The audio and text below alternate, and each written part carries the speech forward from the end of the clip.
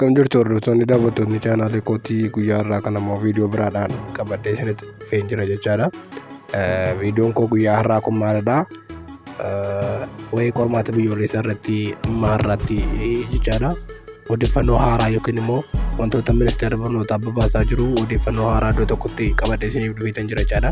Amma xumuraa kanatti viidiyoo kana daawwachaa laayik gochaa daawwachaa na wajjin turaan isiniin jedha.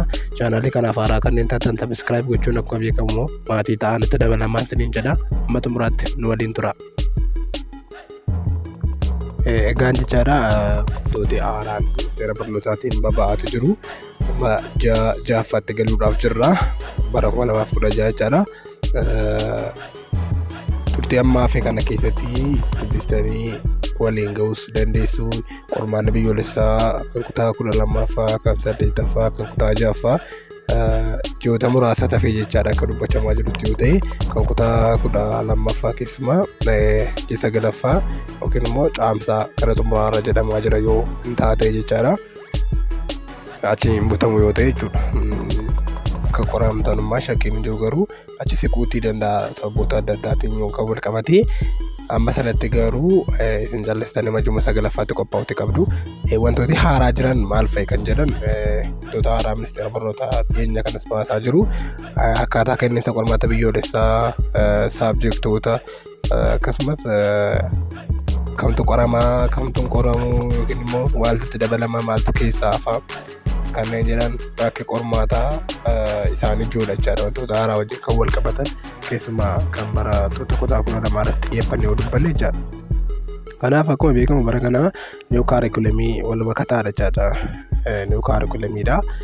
Kan kutaa 9 hanga 11tti ooldi kaarikulamii dubbistu, kan 12 immoo niw kaarikulamii ta'a jechaadha. Sana keessaa barumsa agirikaalcharii jira, barumsa ikoonomiksii jira, aptiitiiwudiin qoramna isa jedhu walii wajjin ilaala jechaadha. Walumaa galatti barattoonni naachuraalii kanneen isaan qoraman saabjektii 6, sooshaaliin saabjektii 6 jechaadha. Kan naachuraalii fiiziksii, keemistirii, baayoloojii, maas, ingilish, saat immoo kolaastika aptiitiiwud kan jedhamu kana jechaadha. Saabjektoota kana 6 qorama jechaadha. Kana dura naachuraaliin 7 qorama ture, sooshaaliin immoo 6 qorama ture. Akkasumas kan naachuraalii 700 keessaa qabama, kan sooshaal immoo 600 keessaa qabama jechaadha.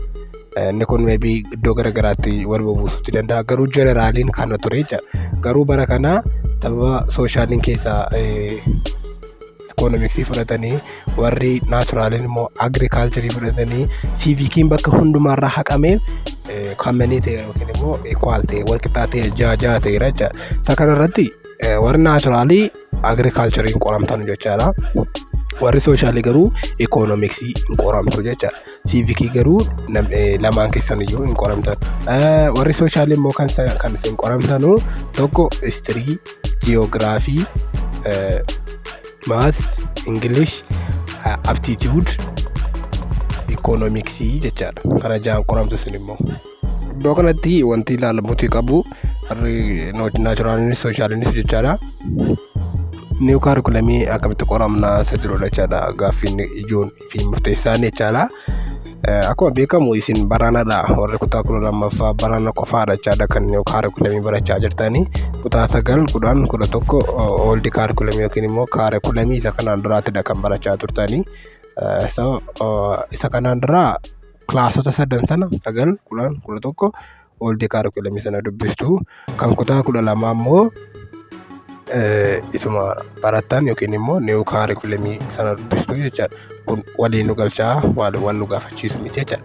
Gaaffinni kan biraan immoo ikoonomiksii akka kamitti dubbisna. Akka beekamu ikoonomiksiin kana dura jechaadha. Erga reefu waggaa 2-3 dura jechaadha. Ikoonomiksiin kutaa 11-12tti barachamaa ture. Amma garuu niw kaarikulamii irratti kutaa 9 kaaseetanitti fakkaata kan inni baratamaa jiru yoo sirriitti beekuu baadhe. Isin immoo akkamitti dubbisnaa kan jettan yoo taatan isinis kutaa 12 qofa dubbistu jechaadha.